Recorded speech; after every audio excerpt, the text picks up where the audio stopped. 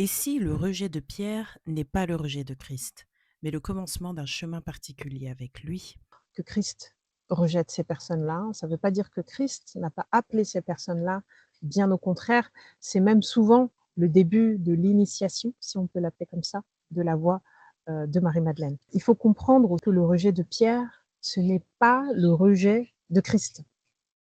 Bien que Pierre, parfois, peut s'arroger le rôle de Christ et peut parfois même légitimement la représenter. Attention, on ne remet pas en cause ici la voix de Pierre, si je peux m'exprimer ainsi. Pas du tout. On ne remet pas en cause le fait que Christ lui ait dit: «Sur cette pierre, je bâtirai mon église», même s'il parlait de lui, mais il reconnaissait aussi le ministère de Pierre. Donc les Madeleines ne rejettent pas, ne devraient pas rejeter la légitimité de Pierre pour se protéger. Pas du tout.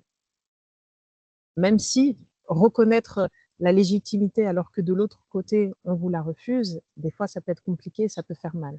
Mais nous ne vivons pas selon nos sentiments, nous vivons selon la parole de Dieu et selon Christ qui est en nous. As-tu déjà confondu le rejet d'une autorité religieuse avec le rejet de Dieu? Dis-moi en commentaire comment tu as traversé cette épreuve. La voie de Marie-Madeleine ne consiste pas à rejeter Pierre, parce que Pierre nous rejette. Elle consiste à reconnaître ce que Christ a établi, sans laisser le refus des hommes nous faire douter de ce que Christ a déposé en nous.